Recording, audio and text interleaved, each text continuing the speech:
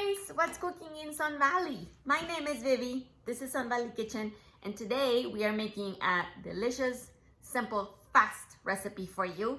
Some of you have sent me feedback and said we want more dessert. So here we go. This is what we're getting to do today. Look at these. These are kabobs with fruit and a fudge chocolate sauce. Are you ready to cook? Let's do it.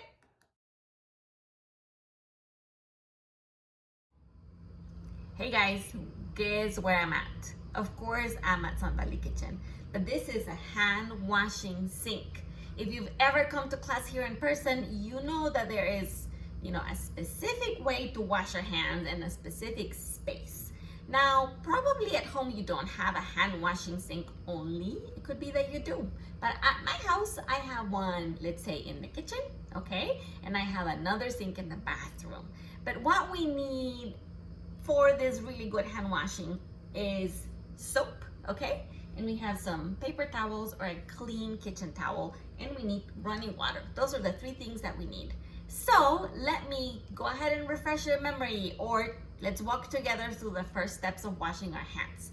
I know that especially now, we have been hearing a lot of the importance of washing our hands. So what is step number one? I am going to get my hands wet.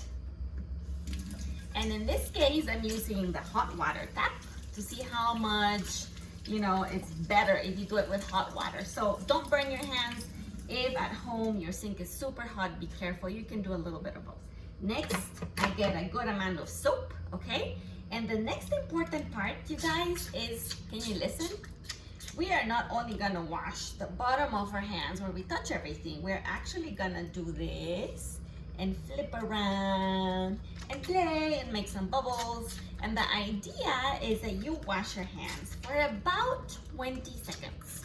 How much is 20 seconds? It's about the same amount we're using happy birthday song, the full thing, okay? I'm not a very good singer, but here we go. Happy birthday to you. Happy birthday to you. Happy birthday, dear Sun Valley Kitchen. Happy birthday to you. And that should be plenty. Next, I open again my faucet, and I want to make sure I get rid of all of the soap and all of the bubbles, okay? Don't leave any behind, because then the germs stay with you, and who wants germs, right? Oh, that feels very squeaky clean, which is great. And now I am going to grab a paper towel. At home you might have a clean kitchen towel that is a cloth, and that's okay. I am going to pat my hands dry, and with the same towel I'm going to close the faucet so that my hands are totally clean. So now that my hands are clean and dry, we are ready to cook. Now it's your turn to practice at home and wash your hands really well. Go for it.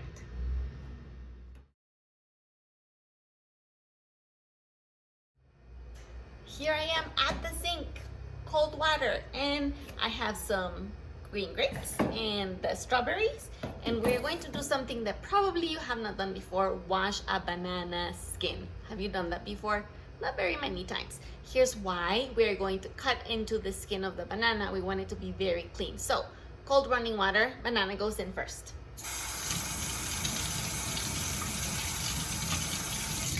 I will set it aside, and strawberries go next. As you can see, I'm swishing the strawberries with the cold water. I'm gonna let them rest for a little bit so that all the dirt soaks to the bottom. And now, same thing with my grapes. Okay, now using your hand as a claw, remember, show me your claw. Good job. You're going to grab the grapes, drain the water. Okay, same thing with the strawberries. Show me your claw. There you go. Grab the strawberries, dump the liquid, and I have my kitchen towel handy to pat dry the banana so that it's not slippery. And now our fruits are ready, and we are going to start assembling our delicious kabobs.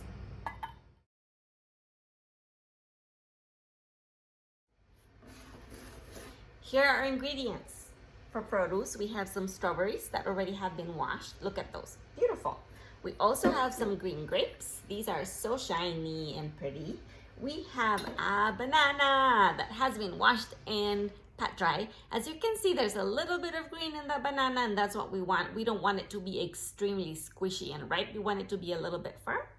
And we have the ingredients for fudge chocolate sauce, which is semi-sweet chocolate chips. These are mini ones so that it's easier to melt. And the super yummy ingredient, which is heavy cream. Heavy cream is going to make that sauce thick and luscious. So those are the ingredients that you need.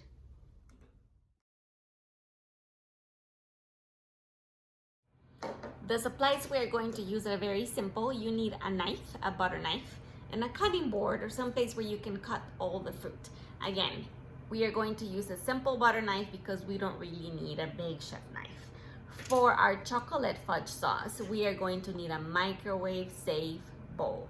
Make sure you read the bottom of your bowl if you're not sure if it's okay for the microwave. And with that, I will need a whisk. These are the two things I'm gonna need for my chocolate sauce, okay?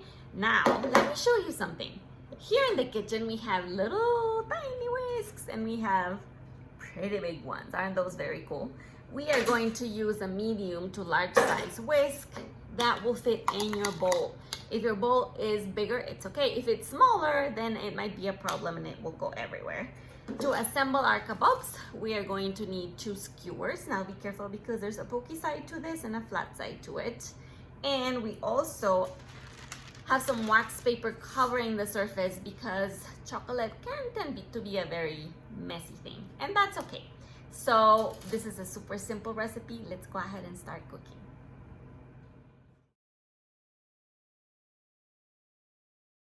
For my first step, I will grab the banana, set it on my flat surface with the skin on. I will cut the very end, okay? And then I'm going to cut about an inch, okay? If you put your thumb to the side, in an adult, that's about an inch. If you have little hands, it's okay. You can do more than that. But this is a trick for you to measure with your body, okay? Show me your inch. Boop. There you go. So I am going to try and measure my bananas and cut, okay? And same thing, measure and cut. And measure and cut. And I'm leaving the skin off so that the banana doesn't get super bruised and brown too quickly. Measure and cut. And the last piece. Okay, now for the next step, I will prep the strawberries. That is going to be super easy. I will take them out of the bowl. Again, use your claw fingers. Take the little leaves out and rock back and forth, keeping your eyes on the knife. You want the strawberries to be about the same size as the bananas, okay? If some are too big, then you can always slice them in 2. Setting the flat side down first, and now we have more strawberries. Second strawberry, same thing, use your knife. Take the leaves off. You can always eat strawberry leaves. I don't think there's nothing wrong with it. But if you want it to make a little bit like even and aesthetically pleasing, you can take them off. Okay, I'm gonna, again, flip the strawberry on its flat side. Use your little pinching motion, the claw, okay? And we have 2 more. Ready? Let's cut, flip, flat side down, pinch, cut. And the last one. Set your strawberry down, cut, okay, take the leaves off, flat side down, pinch, cut it in half. How easy was that? Super fast. Now let's go and now the last step, let's prep the grapes. This is the easiest part. All we need to do is take the grapes out of their little stem. If some of these already don't have a stem, they're all ready, okay? So we are going to twist and take off the stem. If you pinch it too hard, then your grape might be bruised. So all you need to do is just like press gently and twist, and press gently and twist, and keep on doing that until all of your grapes have been set free and are ready to go. Okay, one more grape. As I told you guys before, These sticks have a pointy end. Do you see that? Looks like a needle, and then a flat end that is literally like a little tiny circle. Do you see it? So what you guys want is you want to have the pointy end first, because then it's gonna be easier to thread our fruits through that. So we will start with a grape. I will look and use my eyes, and do you see how that is coming to the other end? And I will slide it down. Now I want a banana. I will use the center that's already been cut to slide it in the middle all the way back. I'm not taking the skin off until I'm ready to serve it, and I will tell you why. Because bananas oxidize and they become darker in color, so we want to keep them as fresh as possible. Now we have our strawberry. Okay, another way to do this is to set your strawberry down. Ready? And then just poke it vertically. This might be much easier for some of you. And you slide it in. See? There is 1, 2, 3. And then you can do a pattern if you want to. We can do the same thing where we grab another banana. Same thing with the banana. You can flip it on its side, flat side down, poke it, and slide up. And my strawberry, same thing. You can put it flat side down, poke it, and slide. Ooh, don't you think that looks super yummy already? Okay, I will continue with the other 3 so that my... Hey guys, my kabobs are ready. They are beautiful. Look at these colors. They're so fun. Now for my next step, I will make the fudge sauce, and for that we need your microwave safe bowl. And inside of the bowl, I will put some heavy cream. Now this I'm shaking, can you listen? So that we make sure we get the best out of it. And it has been in the fridge so that the colder it gets, the better it's gonna be. Ready? It's always kind of tricky opening that up, but I did it. And on my bowl, I will put about 2 tablespoons, okay? The tablespoon is the biggest one that you find in your measuring ingredients. So 1 and 2. Okay, you may think that's not a lot of liquid, and you're right. We're just making a little bit of sauce because we only have 3 kabobs. So now that my heavy cream is already in the bowl, let's go to the microwave and get our kitchen towel to get that chocolate melted. Are you ready? Let's do it. Microwave. We have the heavy cream inside of the bowl. Do you see it? It looks like it's not very much. And kitchen towel so that I don't burn my fingers. We are going to open the microwave, put the bowl carefully in. Okay? And each microwave is different. So I know that in my recipe, it says that you have to cook it for 30 seconds. You can start with 10 and then see if the cream is already starting to boil and smoke a little bit, and then that would be enough, or maybe 5 more. So this has only 30-second increments. And you use your eyes and you use your sense of smell, your beautiful nose, to keep an eye on it, especially if you can look inside. Don't go running errands or doing something else. You need to keep an eye on it because the liquid is going to tell you how hot it is, and it has to be hot so that you can melt the chocolate in it. Let's check.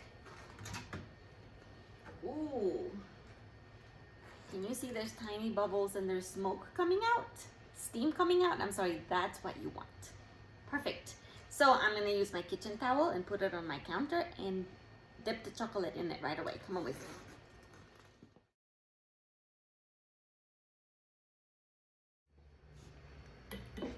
Okay guys, my cream is very hot.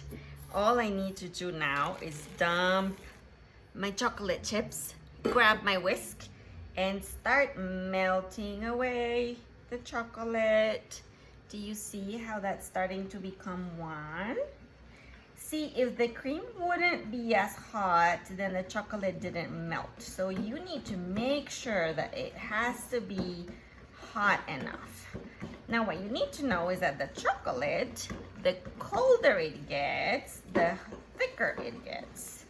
So as you can see, what I want is like a shiny, shiny chocolate sauce. Ooh, doesn't that look great? Okay, How hard was this fudge sauce? Not hard at all. So my next step is I will try and take the skin of the banana. You can use your knife or you can just like peel it off like that. Okay, set it aside for the compost bin. Same with the other banana, okay? And now what we're gonna do is we're gonna go ahead and put our kabob right here and try and drizzle some of the chocolate over my banana.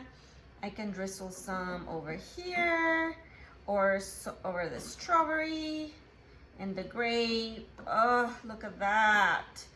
And I have to work pretty fast because it's gonna set, okay? And then I have here some wax paper so that it doesn't stick. I will set this down and work on the next one, okay? The other way you can do this is you can, again, take the skin of the banana very last minute, set it aside, like I did this one, and then you bring the sauce to the fruit kabob. See, I'm drizzling just a little bit, and the colder my chocolate gets, the harder it is gonna spread, and that's okay. See, that looks a little bit more even. My mouth is watering already. Look at this beautiful kabob. And I will flip it on its side just a little bit. Make sure every part of my fruit gets a little bit of love and chocolate. There we go. And maybe with this sauce, you can make even more just if you have extra bananas at home or if you have extra strawberries. Maybe you have some crackers. That would be really yummy with this chocolate fudge sauce. You can use this for pretty much anything because let's be honest, chocolate goes with everything. I'm gonna flip this over and ta-da, get it ready. Okay.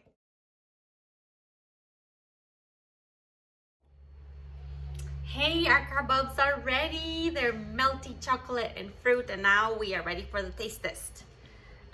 Be very careful because remember my kabob is a little pokey, so.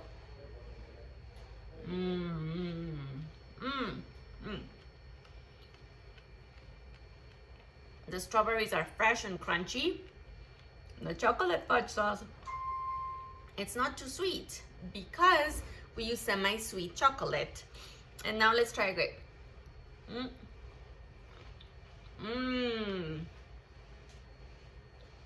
The grape is a little bit more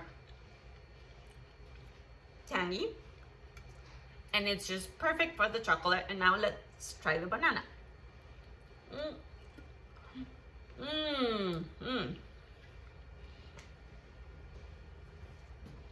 I don't know about you, but I feel like chocolate and banana go so well together. One of my favorite combinations.